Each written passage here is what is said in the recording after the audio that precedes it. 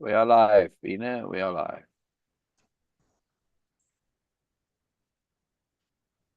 Hello and welcome to Moreness-Culture. Good morning, Syl. Good morning, Screen, and good morning to everyone who is watching us live here and will watch us recorded on YouTube and of course in the SASI Group. You can find all the recordings here also in the guide tab, and this is how we are sharing all these corners. And of course, you can find us on Instagram and on TikTok and on Substack. So we are having like, okay, we are using um, many platforms for sharing moreness.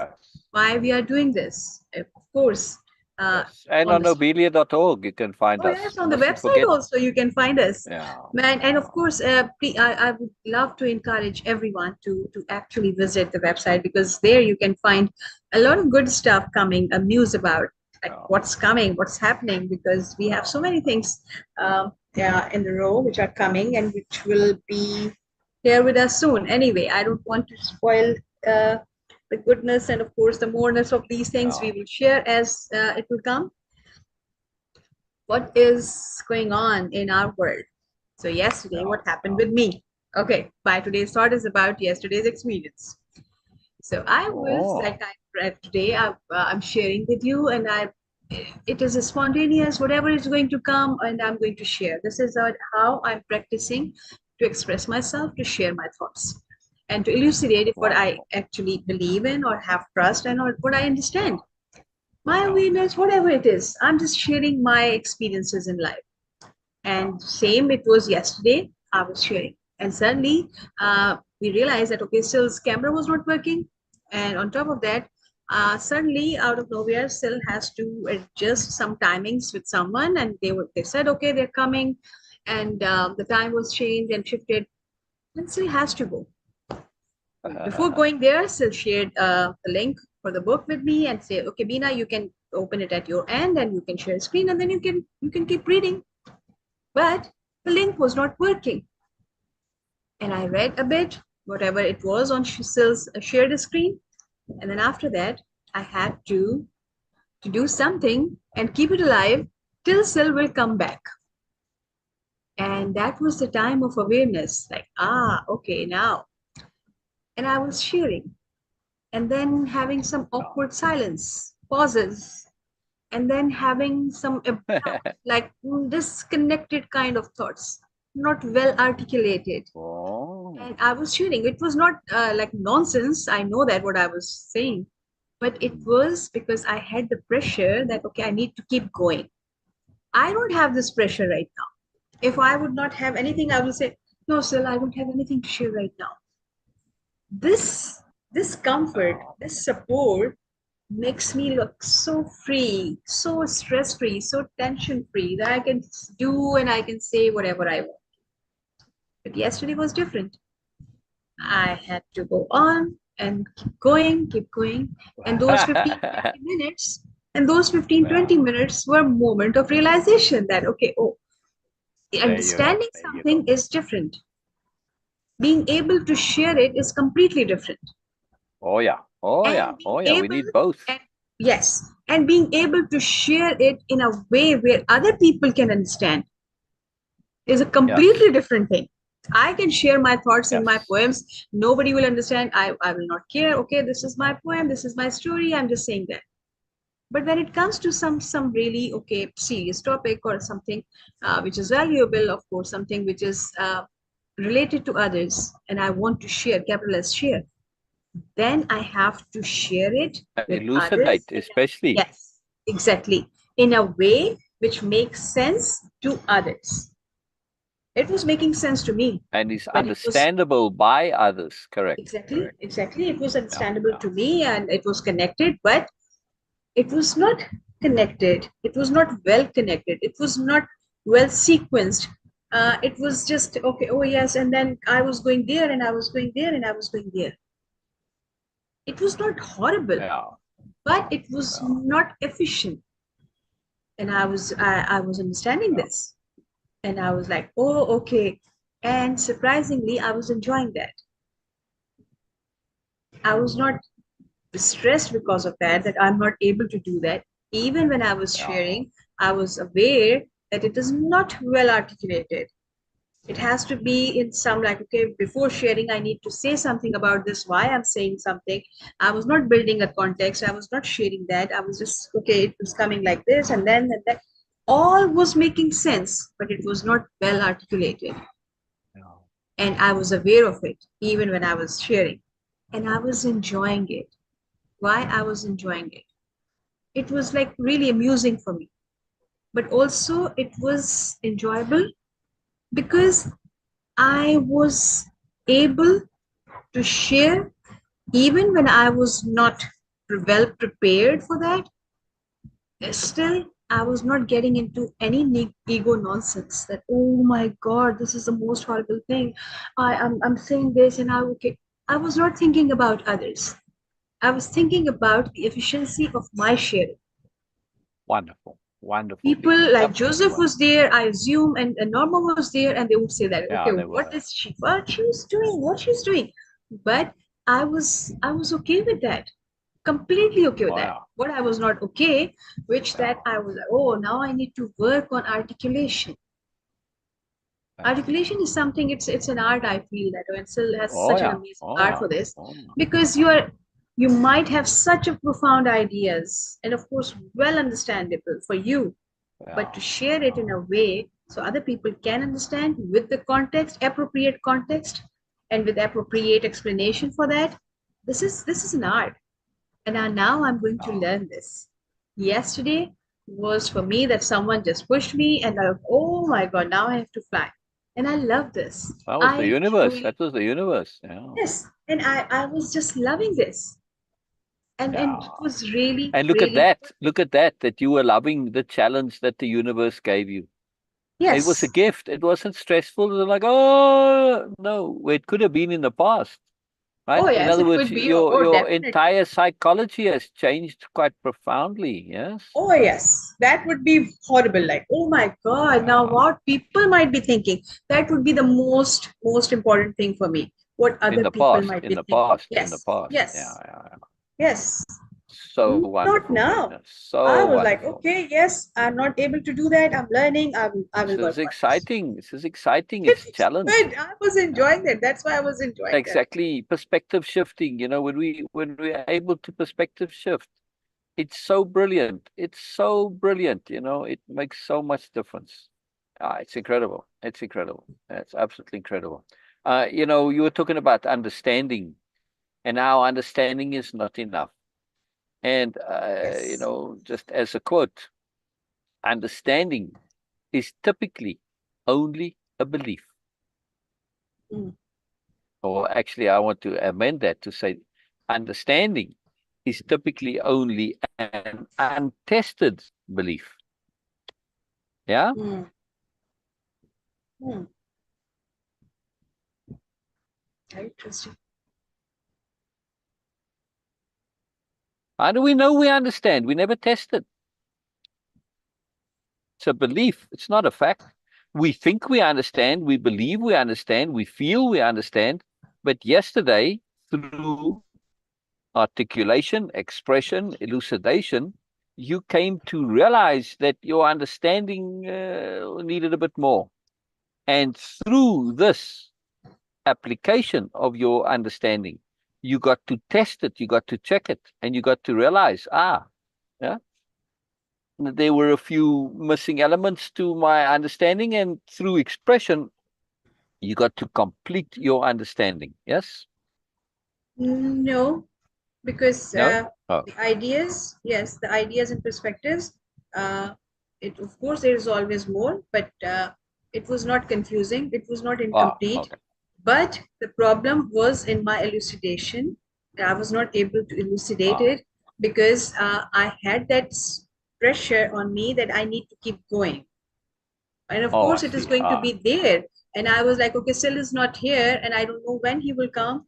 And this just giving people this pause and blank screen, no sound, is not something very exciting, of course. So that stress was on me, which was making me a bit reluctant to be in flow and like, smoothly I can share. I could share that. Oh, I was able to, but I was not. So it was a lack of efficiency, lack of competency, that were and lack of practice. That right. sometimes even like, okay, you are aware, but still you need to elucidate things in a specific way, so other people Yeah. can understand what you are talking about. So of course, there is always more. Of course, I need to learn so much about everything, every perspective. But it was Oh, not the incompleteness of understanding. It was the stress of keep going and make it smooth. That was the stress. wonderful. And of course, being alone there. So that was a big thing. Wow. So for me, the realization that, okay, how much I enjoy this privilege of your support and you being here there always. Okay, yes, okay, now I can do whatever I want to. This is the freedom I'm Wonderful. enjoying. So I will become more Absolutely aware of it. wonderful. Absolutely Yes, wonderful. And of course, every day that we share, and it's one of the yes, benefits of sharing, we of do course. get to flesh out, test, and Yes, verify our understanding. Because through expression, you come to hear yourself, and we very seldom do that. And when you are expressing it, and you usually update on the fly, but you realize yes, sometimes, wow, I thought I understood this better than I do, and I got a bit more work to do here. But through the expression, we typically come to complete that understanding, which is quite fascinating, right? I mean, yes, you can complete it by thinking it through, but you think it through right there in the moment, right? In real time. It's fantastic. It's fantastic. All right. Before we get going, I just want to say hello to Samantha Barnes. Samantha Barnes, I am very happy to see you here. And I would love to hear from you, Samantha. Absolutely would love to hear from you. So I see you here regularly and I appreciate your regularness. So, I mean, I appreciate not everybody wants to comment, but, I would like to connect a bit more. Anybody who comes regularly, I'm keen to connect more. So please, Samantha, if you have any comments or even questions, right? Ask, please, ask, share, connect. I love that I see you here regularly. I don't want to chase you away, but I love you. And of course, we see Sid here, who's a regular, and but well, I know who Sid is, so yes, that's Beena. She's just saying hello there. So this is wonderful, Samantha. Really, I much appreciate you being here, and I look forward to connecting more, hearing from you, anything. I was thinking about this yesterday, before we get going. I yes, I I had a wonderful encounter with I sold something on Marketplace, and the person who bought it, we just got chatting really quickly. It was just a lot of connection there. It's a lot of nuance that led me to see, oh, wait a second. Anyway, it turns out that the lady owns a prominent restaurant, coffee shop in the area here, and she wants me to come and do a book talk, like an author signing of my book coming up. And just in general, just to talk about stuff, right? I mean, I shared what I'm about, and this really grabbed her, and it was a big deal. Uh, at any rate, so I was thinking about when going to, just in my mind running through as I do, I think things through to the end, multiple perspective shift. I was just thinking about, what it would be like to go and give a talk. And and I was thinking that, I love questions. I absolutely love questions. Now, typically when we live here, sometimes we have people that come and sometimes not, but it's not a huge amount of people. We do get lots of views, but people don't interact a lot. I guess it's because what we are talking about is so much, and some have said this, that it's like it can be a bit overwhelming sometimes, or a lot to process, and people are just listening and they're just soaking it in, and they haven't had time yet to get to the point where you're asking questions.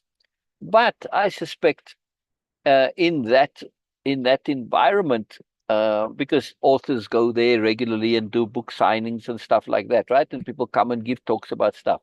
And the audience may be a bit more used to hearing stuff of this nature. I don't know. Maybe people are talking about romance novels or stuff like this. But it's in an area where I'm at, where you know There's a lot of spirituality and stuff like this. It's part of the local culture, right? Anyway, so I was thinking about how I would say to the audience, just running through my mind, I say, please, I'm going to share on this topic. And I was thinking that, well, I'll wait and do, because the implication was I can come multiple times and wait until the book is published before I do the book signing. But in the meantime, I can talk about transition, because transition came up during our conversation. A friend of this person was dealing with transition and struggling a bit with it. So I thought, I'll talk about transition. So anyway, so I thought, well, I could start saying, I'm going to be speaking about transition, and I'll explain exactly what I mean by this is capital T transition. But I want to state before we get going, my purpose here is to share something, and this point, this idea, this mindset, philosophy, conception, all of it is different to the usual. It's not common. And whenever we hear something that's not typical, that's uncommon, we tend to hear it through the lens of our habits, of our typical perspectives, of our shoulds, our supposed to, our must be's, etc. And that can sometimes give us completely a different view and understanding of what's actually said. And I want to make this point and make it clear, so that when you do listen, you're listening to say, hey, this is something new, this is something different, and give it a chance, right? And not try and put it into the old paradigm. And on that note, though, now I want to say, if something comes up in you, a query, a question, a doubt, ask it. Don't worry if you're interrupting me. This is built into my system. On my lives that I do every day, we're doing capital R readings, discussions, me and my co-host. This is built into our space, that when something comes up, we say. And because either of us, we are practiced at continuing where we left off. The interruption is not going to break my rhythm. It's not going to make me lose my place. No, right? And that question is important. Now, very important. You might say, you want to ask a question, but you are a bit cautious to ask the question because you're afraid that it might be seen as a stupid question, right? And so you don't want to ask. But here's the point, right? They aren't really stupid questions. Yes, I suppose you might ask a question that's self-evident. Yeah, but in the pressure of the moment, you asked it, and because the time you needed to know the answer now, you hadn't had time to think it through yet. So is it negative to ask it? No, because likely, and in all likelihood, somebody else is thinking the same thing. Always, this is the case. We're never alone, really. And if you are asking a unique question, then others will go, oh, wow, I never thought of that. You know, this is a question which never would have occurred to me, and that's really valuable to us. So there's no way that you can ask something that's not valuable. Yes. And it gets to here where you at, where you thinking, even if your question is like a dirt question, and somebody else, I thought the same thing, and then they don't feel alone, right? And this is very important. So asking questions, no such thing as a bad question. None. They're all wonderful. And for me personally, and for Beena, right, interruptions are not an issue, right, Beena? Complete non-issue. Absolutely. Yeah. Absolutely. Oh, well. So this is great. This is just great. All right, let's get going. Yeah, I'm in the right place. I'm looking forward to doing that talk, actually. Well, I hope it will be something that we can do regularly. It'll be very interesting to deal with a live audience, because where you can see the reaction. Mostly, I'm attuned to Beena, and all right, I don't always see her, but just from, I can hear, even if she's not saying something, just from reactions, I can hear if something's connecting or not connecting, and I'll ask as well, Beena, does that make sense to you, and so on. So there is a lot of feedback, even though I don't see her. But of course, when I do see her, then I get even more feedback. But when you live, it's not just seeing people, this is not just their faces, their body language. Are they awkward? Are they uncomfortable? Are they at ease? Are they interested? Are they distracted? Tons of feedback, tons of feedback. And me, I can change the way I express things, because there's 100 ways to express things. I can change on the fly immediately. And this I do with participants of the program or clients that are coming, for counseling or something like that, right? Then when I'm in that mode, right, well, then I'm in hearing mode rather than in sharing mode. But there's some combination. But when you start to adapt, and now you see where it goes, and you can adjust the modality of your expression to suit the particular environment. It's part of appropriateness, right? And it's a skill that I've been practicing all my life, this appropriateness. So that's why it will be quite interesting and fun to do this, in front of a live audience now, right? Or audience is the wrong word, because audience for me is it's only one way, a live group.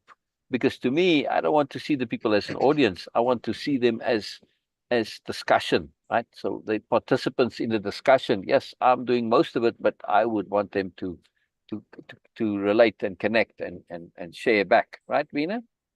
Yes. All right. Will you read, please, Beena? Will you read, please? Okay. An ally was tameable. The idea that an ally was tameable implied that as a power it had the potential of being used. Don Juan explained it as an ally's innate capacity of being utilizable. After a sorcerer had tamed an ally, he was thought to be in command of its specialized power, which meant that he could manipulate it to his own advantage. An ally's capacity of being tamed was counterposed to the incapacity of other powers, which were similar to an ally except that they did not yield to being manipulated. Manipulation of an ally had two aspects. Number one, an ally was a vehicle.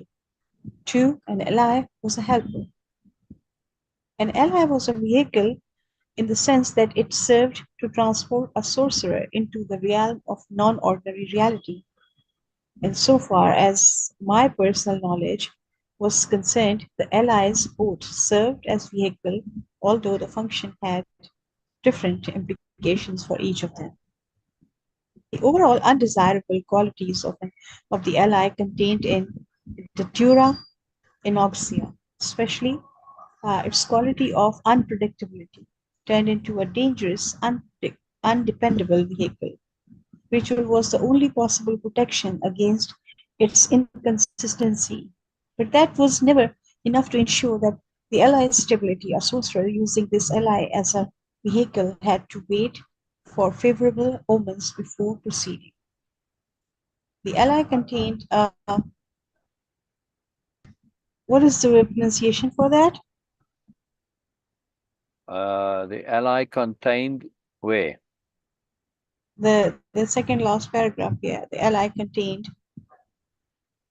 In Mexicana. psilocybe Okay. mexicana. Yes. Okay. Psilocybe mexicana, on the other hand, was thought to be a steady and predictable vehicle as a result of all its valuable qualities.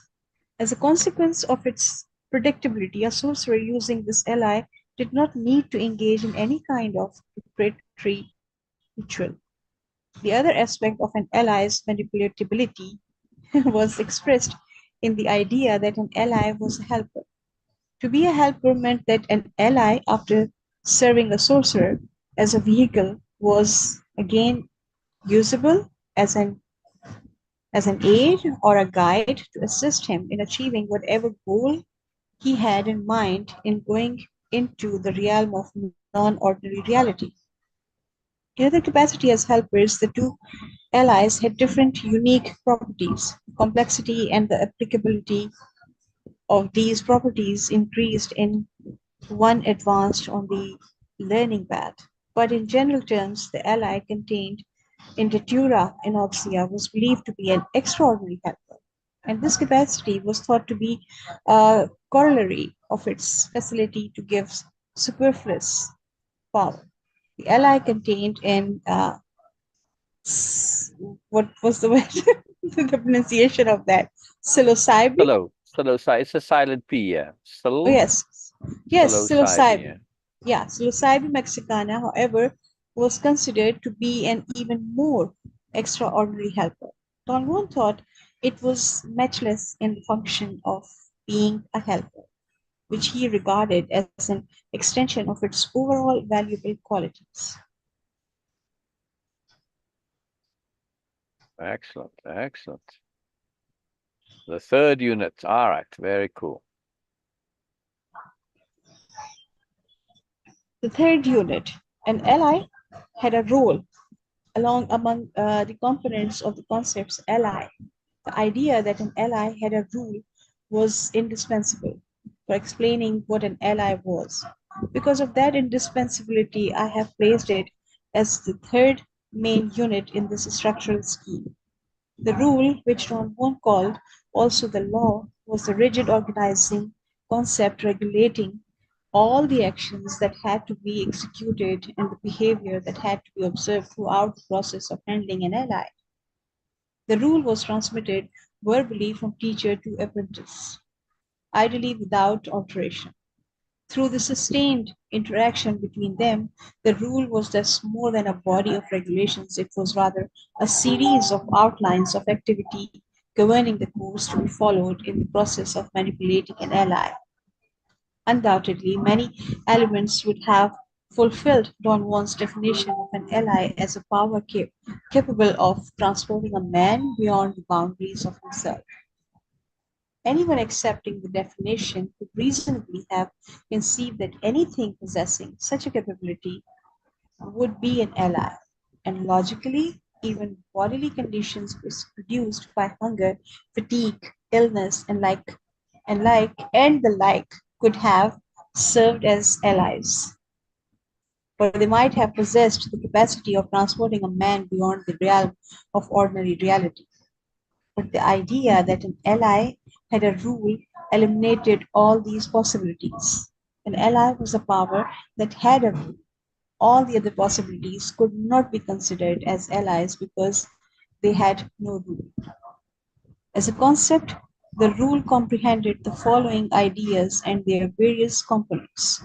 The rule was inflexible. The rule was non cumulative.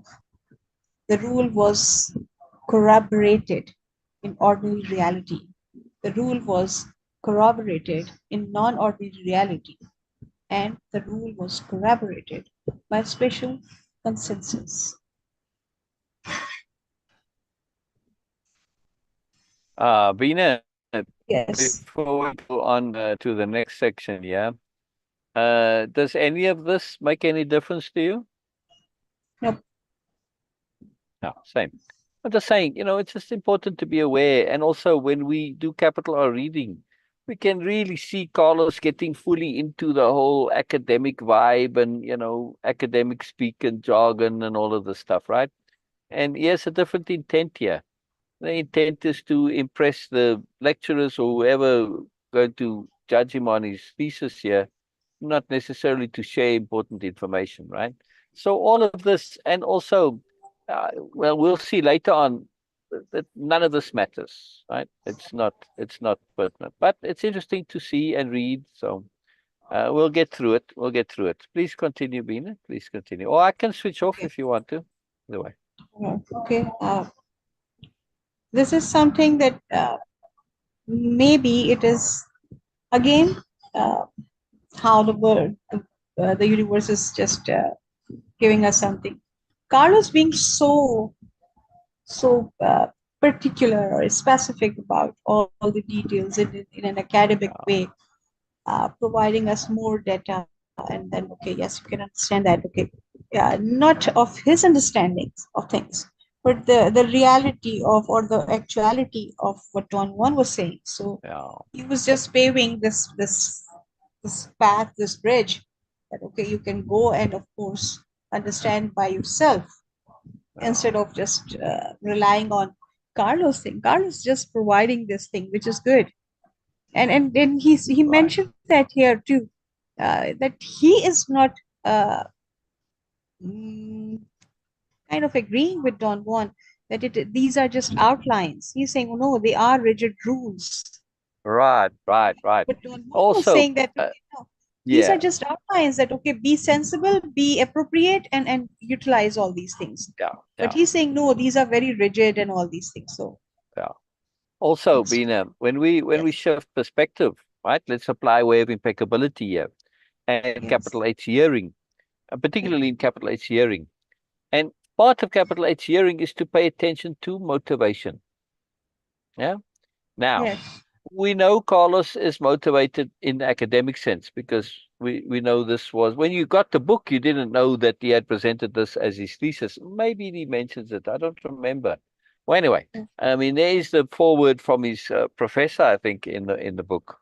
Nonetheless, uh, so that's one motivation. But also, what else do we know?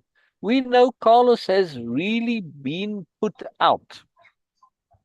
Yes, mm, yes, psychologically.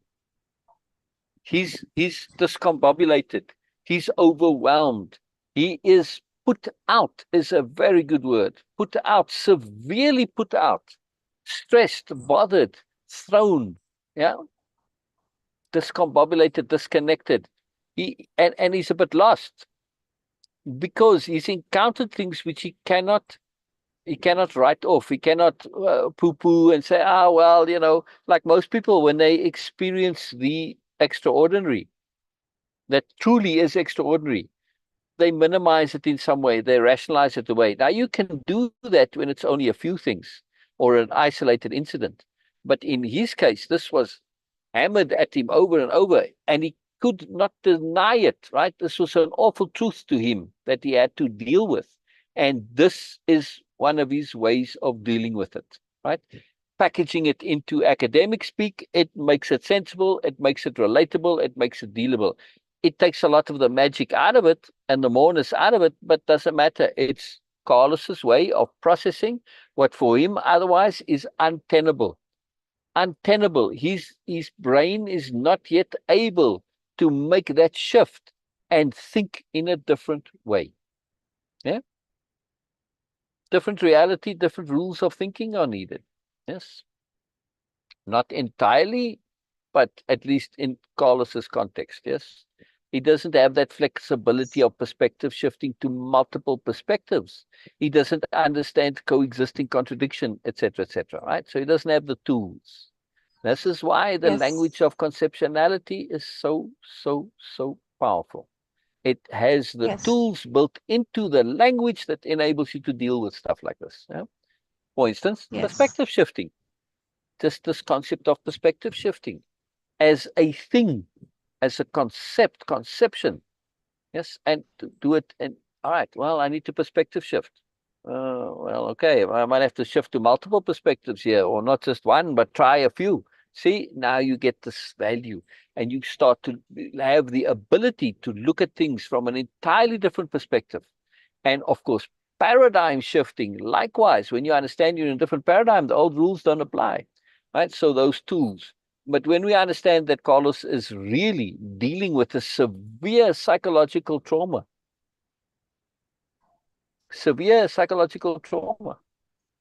mm, the beginnings of worldview collapse. We see this attempt, this whole structural analysis, him trying to make sense of it, trying, note well, right? Trying to put it into regular conventional language. He doesn't really succeed because you can't. But the mm, attempt is to patch the cracks. We see the cracks in his worldview, right? And we see him trying to yes. patch these cracks. Are those patches going to hold? We'll see. We'll see. All right, please continue, Beena. Okay. The rule was inflexible. The outlines of activity forming the body of the rule were unavoidable steps that one had to follow in order to achieve the operational goal of the teachings. This compulsory quality of the rule was rendered in the idea that it was inflexible. The inflexibility of the rule was intimately related to the idea of efficacy. Dramatic exertion created in incessant battle for survival. And under those conditions, only the most effective act that one could perform would ensure one's survival, as individualistic points of reference were not permitted. The rule prescribed the actions constituting the only alternative for survival. Thus, the rule had to be inflexible. It had to require a definite compliance to its dictum. Compliance with the rule, however, was not absolute. In the course of the teachings, I recorded one instance in which its inflexibility was cancelled out. Don Juan explained that example of deviation as a special favor stemming from direct intervention of an ally. In this instance, owing to my unintentional error in handling the ally contained in Datura Inoxia, the rule had been breached. One extrapolated from the occurrence that an ally had the capacity to intervene directly and withhold the deleterious and usually fatal. Deleterious. Deleterious. Yes, Yeah. deleterious. Oh, it's a beautiful word, by the way. It is. Isn't that a wonderful word? Yeah. Yes, yes. Though it's negative, but okay. Yeah. The deleterious. Okay. I'm assuming I know. Like it is kind of Yeah. like Yep. negatively impacting. Yes. Yep. Okay. You've got it. So I You was see, you're doing contextual appropriateness, contextual yeah, discernment. In yes, context, I mean, what does he say? To intervene directly and withhold the deleterious and usually fatal effect yes, resulting. It's like duh, if you think about it, right? Just that's all yes. you have But to do. also I was aware of this word, but I was Right. okay. I was not aware of the pronunciation of it. Correct, So correct. yes, And that's the thing. We mostly are aware of words in some vague way. We've heard it used, and you just got to put it all together, trust yourself, and figure it out. Yes, and when you not heard. don't, then Red, go and look it up. red. In Yeah, my case, red. correct. Yeah, red. Yes, yeah. That's why the Yeah, pronunciation is the yeah. problem. Okay. Exactly. And it Deleterious. was like it just well, the other day I heard the word JIAN. Yes. Relating to a belief system. I heard it pronounced for the very first time in my life, and I'd first encountered it as a teenager. And all my life, I've been aware of this. Right? Yes. It's a religion, and I'd never heard it pronounced ever, not once. Isn't that Yes. amazing? Yes. I've seen it written Yes. many times, but I mean, wow, how many decades is that? 5 decades at least. It's like, wow, never heard it pronounced. So, Yes. yeah. Okay. Jan or Janist, not Jain. I said Jain, but Yes. Jan. It's like almost Yanism. like Yes. Janism. Right, Yanism. right. Yes. Yeah. Yes. Anyway, And keep you going. okay, Oh, and sorry. usually fatal effect resulting from non-compliance with its rule. Such evidence of flexibility was thought to be always the product of a strong bond of affinity between the ally and its follower. 1 second there, Beena. I want to Yes. say hello, Lubna. Hello, Lubna. Always love it when you come, Lubna. Always. And I'm still looking for comments and questions from you, Lubna. Anything at all?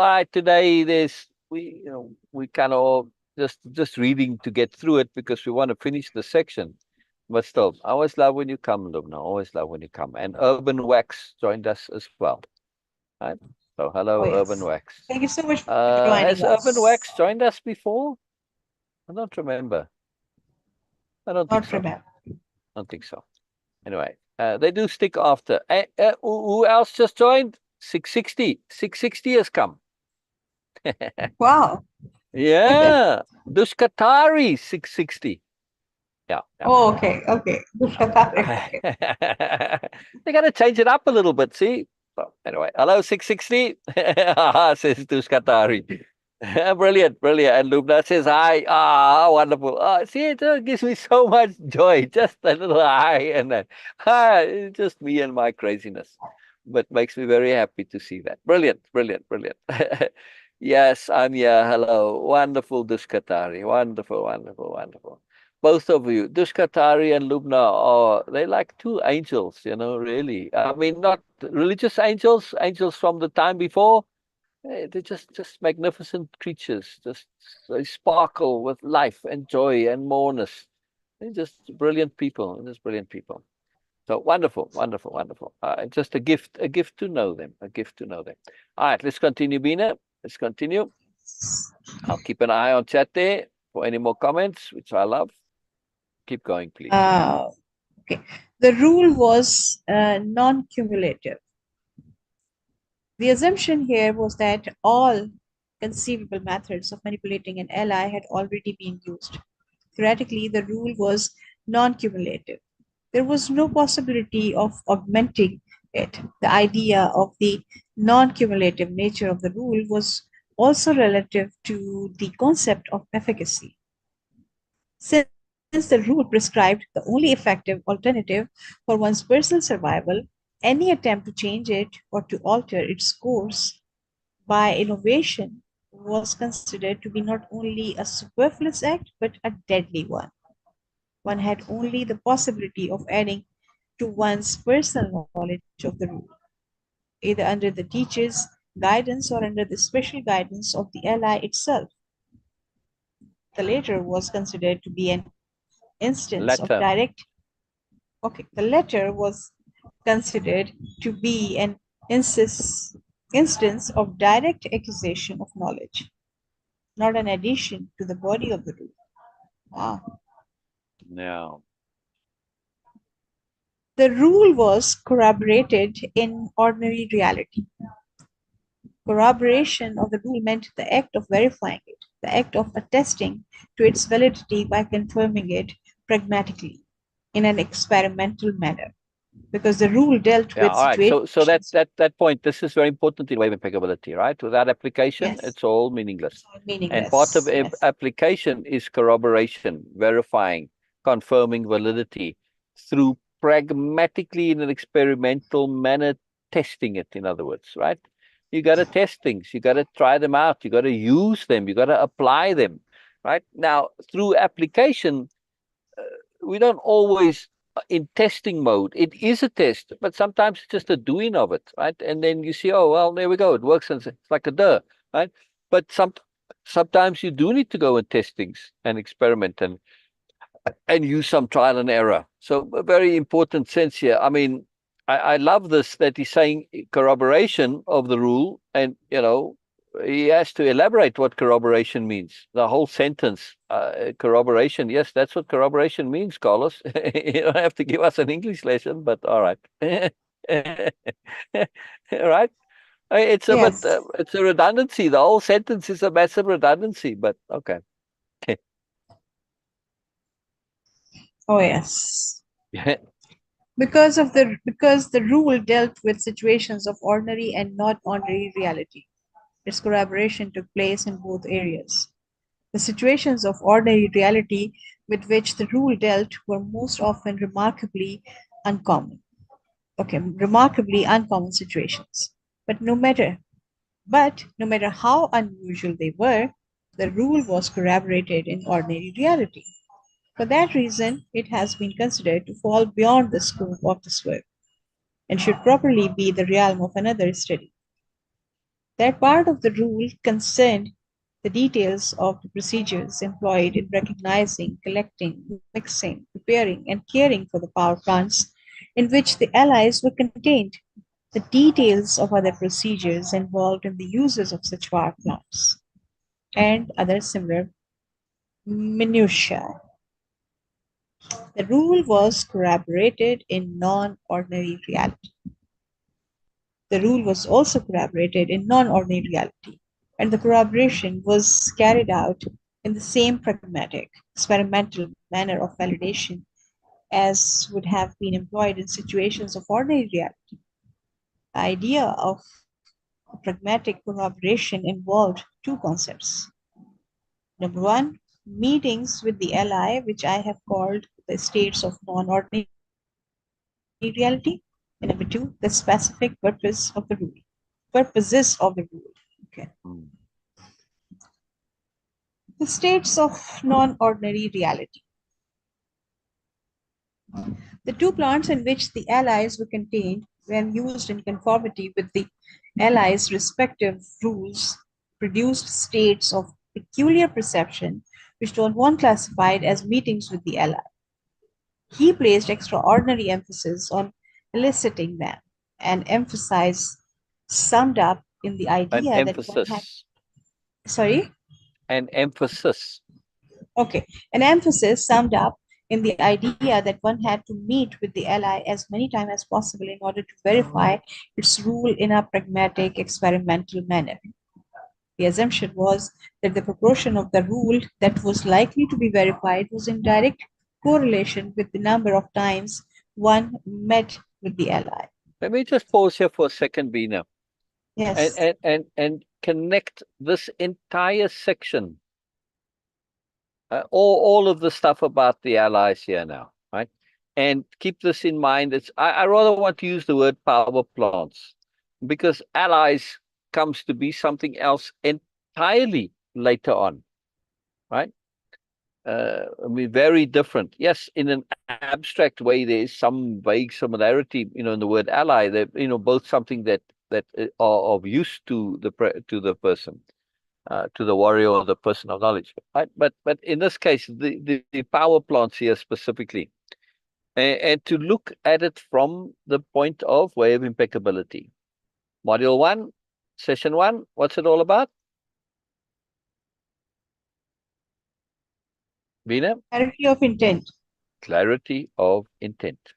What does this mean in its fullest possible meaning? In other words, we are very clear about what we are going to be doing, what we intend in our lives, right? Yes, And yes, that intent, our life intent, in other words, this is an intent to learn, to grow, an intent to moreness, an intent to full awareness, an intent to freedom, an intent to peace of being, an intent to independence of being, etc. Right? yes, One moment, Joseph, we'll get there. Uh, and now, when we look at these power plants and we say, okay, where's the value and the usefulness? Now, Carlos or Don Juan, and at least from and the sorcerers who used this back in the day, well, the value and use, you get power, you can strike your enemy down from afar, and blah blah, right? Is that of any yes, use and value to us? Not that particular use of it, right? This regular power usage, right? yes, Dealing with enemies. We don't have enemies. It's like, really, seriously, like, it's just. And secondly, and now with the smoke, right? The divination. yes, Okay, you could say, well, to find out things that I don't know. But does it really matter in terms of your life intent towards freedom, towards independence of being? No, it satisfies your curiosity, but so what? If I don't know these things, does it really make a difference to my life journey towards freedom? No, it makes no difference whatsoever, right? So yes, I go through all this rigmarole to acquire a value that it's cool, it's fun, maybe it's really interesting, it's fascinating. Yes, the experience itself, that has value in terms of, well, I got to experience unordinary reality, and how did I deal with it? Did I lose my marbles? Did I get discombobulated? Did I, indulge in stuff? All right. So you see, now in that sense, it may be valuable. But do I need to have this experience in order to test myself in that way? All right. It's an experience that isn't really available in life except via dreaming. Yeah. Okay. Well, I can do it via dreams without having all this extra effort to it. So I'm saying that when we look at it from a value and usefulness point of view, and stretch that out specifically and to our life intent, we now see the value and the usefulness becomes rather minimal. Yes, there can be, and because we practice moreness and we practice extracting moreness, so we can pull value from anything.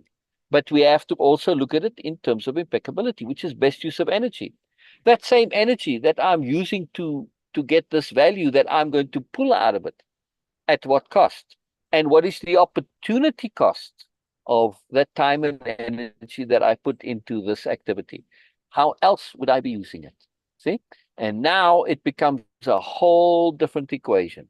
See? Very important. And Joseph says, "Hello, Joseph. Hello, Joseph. I always love it when you come, man. It's always good that you're here." Specifically, says Joseph, specifically, comma, specifically, can you give an example of this rule he's talking about? That's interesting. It's an interesting question. Uh, the rule that he's talking about here are very precise. Like, for instance, a specific example, when Carlos was using the paste of the Tura inoxide, the devil's weed paste, right? And he had to rub it onto his forehead, right? And I think he used the lizards, right? The lizard heads, and rubbed it on. The rule said, do not rub it onto your forehead, right? Only on the sides of your heads. So that's what he's talking about. Very specific rules. And, like the rule with the smoking mixture, that you had to mix it in this proportion with this, and, leave it for a year to cure and stuff like that. Very precise. I mean, they really, they really kind of, you could think of the rule that he's talking about here as specific recipe instructions, right? And then also he's talking about a rule in a more abstract way. The rule says that you have to verify this corroboration through actual usage, right? And then you will test and make sure and see and verify that what you think it is actually what it is, and you get to test and practice and experience. And the rule is that you have to do this for yourself. You can't just believe your teacher, in other words, right? Okay, that's kind of a good rule. It's part of the way of impeccability. It's built into it that you need to verify and test. In the rule, yeah, at least in way of impeccability language and language of conceptionality, is that you have to make it your own. You can't just believe from external. Yes, you follow the practical instructions that you get from your teacher, but then you need to corroborate those, make them your own, experience it yourself to validate it for yourself, right? And then also you can go a bit further. That is saying that you can learn more about it, but only from the ally itself, right? So it's that kind of rule. This whole section, all about the rules here, to me, I think Carlos is academizing, making something in, putting it in very academic way. That, yes, I mean, from Don Juan's point of view, I don't think he has such a big emphasis on it. He's just saying, look, when you're going to do this stuff, don't put it on your forehead. Yeah, that's a rule. Yes, you've got to test it for yourself, but it doesn't have the same amount of emphasis that Carlos has. Yeah. And as we'll see, if you actually pay attention, that the rules have some flexibility to them. Yeah, I mean, not here, but in other things. Because to me, I paid very close attention, especially when things are said in an absolute way. I pay very close attention to absolutes. And many times Don Juan will express something as an absolute, and it turns out later that it's not. Yeah. It's just his peculiarity of his way of speaking. So the rules, yeah, are a whole big hullabaloo made out of something that's like, well, duh, if you're going to teach somebody and share with them something that is inherently, potentially dangerous, right? Like dealing with these power plants. That's why they're called power plants. If you don't do it right, then you can get into trouble, as anybody knows who's partaken in any kind of alternate substances. Yeah. I mean, if you don't, I mean, even in regular stuff, you take too much. Well, that's a very simple rule. Don't take too much. Dosage is very important. Just any medication, right? Whether it's recreational medication or health medication. So that's a rule. Don't take too much. Yeah. It's very simple. So this whole rule thing is making kind of big deal, abstract rules, and like I said earlier, Joseph, to me, this is Carlos looking to patch the cracks in his worldview. Carlos is psychologically being profoundly bent out of shape. There's something else here. And this is not my opinion. This comes from both Carlos and Don Juan, right? Well, more from Carlos later in the books. And Don Juan also actually points it out. Carlos comes into the relationship with a typical arrogance of somebody that comes from, well, not only the Western world, but also specifically academia. That arrogance of self-importance that says, I know what's going on. And if you're not part of this first world group paradigm, and Carlos suffers from quite a severe inferiority complex, by the way. So he's really out to prove and say, look, I'm smart, I'm sophisticated, I'm Western, etc. Right? And this is very, very apparent in his psychology. And it comes out later also, and especially if you also look at like interviews that Carlos has done and stuff like this, you see a lot of this coming through. But it's very apparent in the books. And as a consequence, there's a default assumption that goes inherently with people that are that arrogance of first world arrogance. That people who are not first world, right? Well, they're not as smart as you, they're not as sophisticated as you, they're not as clever as you, they're not as put together, etc., right? So they're less than you, in other words. This is classic superiority paradigm, total, utter bullshit. Yeah? I mean, that's why I write so extensively about the superiority paradigm and its horrors. Because Carlos is not a complete and utter BMN. He has some BMN tendencies, but they're not his real self. They're there because he's assimilated them from culture and he's doing what he's supposed to do, in inverted commas. Supposed to and should, and he's just behaving according to how he's been cued by society, by the paradigm that he's in. So he has this default belief, right, which suits him very well because, in the superiority paradigm, you've got to feel superior, at least to somebody. Yeah? And this is where racism comes from. People want to feel superior, and so they minimize others that are different, etc., right? And all that bullshit. Now, here's the problem for Carlos, right? Like I said, Carlos isn't a true dyed-in-the-wool. He's just there because it's like he doesn't know any better. He's just conforming. He's just mindlessly conforming to this rubbish, right? But this belief, right, this assumption, that's not even a conscious thing. Right? It's just a default that, he's in the university, he's an academic, he's Western. He comes from South America, right? He immigrated here. So that's where his bit of inferiority comes from, right?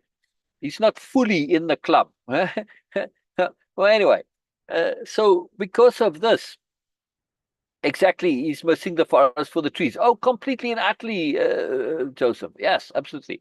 Right. But I'm saying, though, the problem for Carlos, not only has he experienced alternate realities, which completely cracks his academic view, there's a deeper crack. Don Juan, when he first meets him, is this old Indian. It's one thing for an old Indian, right? And this is his words, and Don Juan's also, right? To know about medicine plants. People in different I'm relating things from this absolute rubbish, arrogance culture perspective. So the indigenous peoples, they can have specific knowledge about certain things because that's what makes them valuable. That's, that's their thing. That's just their culture. And all right, so, and you want to learn about them specifically, but it's a specific knowledge. They cannot possibly be sophisticated in general. They cannot possibly be more sophisticated than you. Remember my story, Joseph, that painting the cave of expectations with David and all those boffins and eggheads and academics coming, and he would listen to them for a couple of hours and then feed them back their own theories, and they left away all thrilled that their theory had been invalidated. Right? And they never realized what he was doing. They never asked me either, right? Yeah, he was way more sophisticated than any of those academics. So my point is, the Bushman guy, right? So we tend to misunderstand, specific, detailed database knowledge. We confuse that with sophistication. No, it's not. Two different things, right? And we really, really misunderstand this. We don't see it in children either. Their sophistication, their ability to think and process. So Carlos now encounters Don Juan, who not only shakes his reality with the power plants, but that's the power plants, not Don Juan. But Don Juan, through all of this and through his talking and sharing, and we're going to see in books 2 and 3, when we go over this time period, the same time period, from a completely different perspective, and we hear Don Juan's culture, his philosophy, his extensive cosmology, his complete and total worldview, which is incredibly sophisticated. Don Juan's psychology, just his understanding of psychology and his ability to perceive all of Carlos's nonsense. This is off the charts. Way, way, way more than Carlos has ever encountered in anybody in his life. And this is what is pressing on Carlos, not just the non-ordinary reality, because that's easily explainable. Drugs, well, they distort. Everybody's aware of drugs in the 60s, right? And your reality is different, right? So this is not an issue. The issue is Don Juan's incredible sophistication and therefore superiority. Yeah? This is something that is so outside his belief system. Not just that Don Juan is an Indian, but anybody that could be so far off the charts is more sophisticated than Carlos. As far as he's concerned, yes, there's, famous people and academics, but really they're still on the same paradigm. I mean, okay, you're famous for whatever, you specialize in that, you made this your life study and life's work. That's understandable. And in that paradigm, people will think, well, if I spent all that time, I could too be there. But Don Juan is so far removed that Carlos is like, he's completely fragmented and blown out. He cannot even conceive of a path how he could get to where Don Juan is.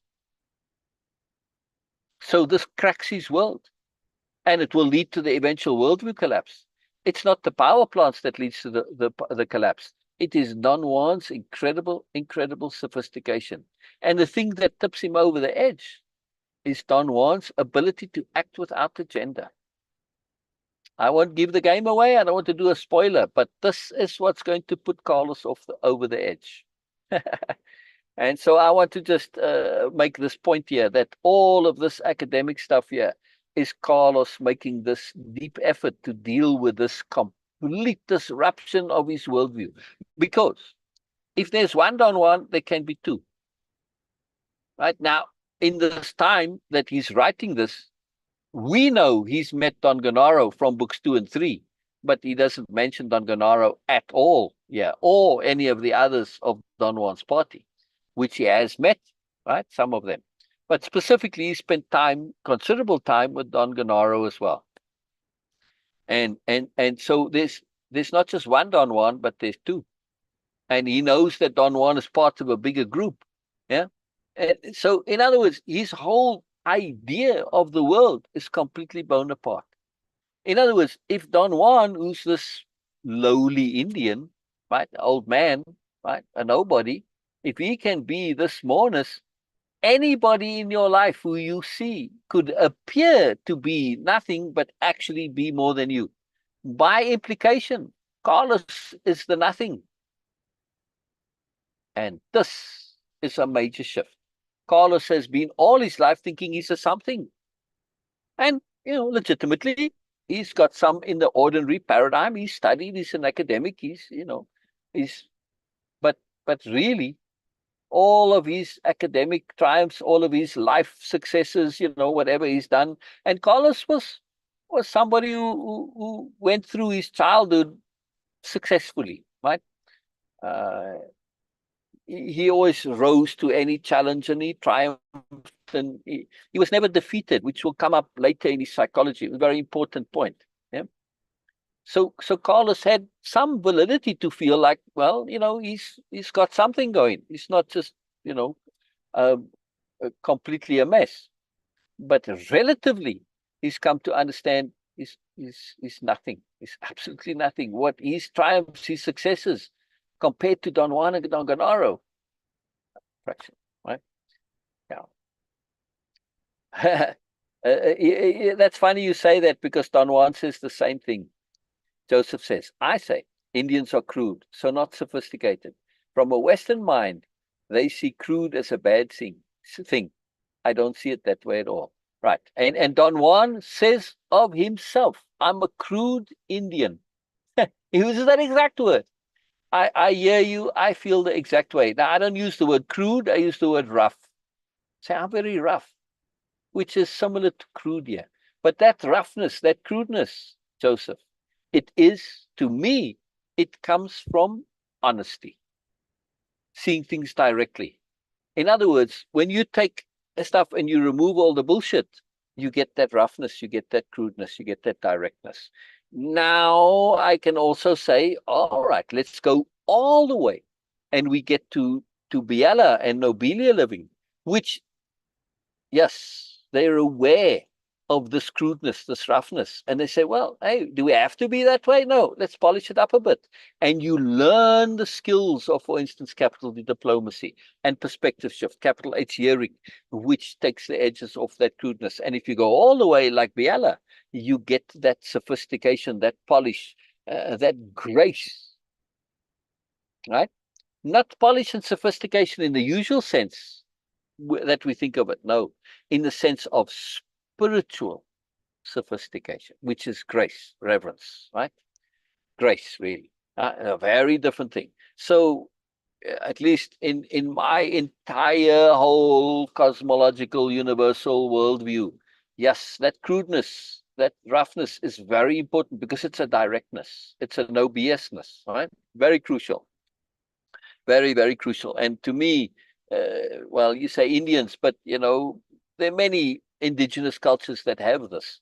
It's very powerful. It's very powerful, because the more sophisticated, supposed little s sophisticated, the more sophisticated the cultures, the more BS, and that's not cool at all, right?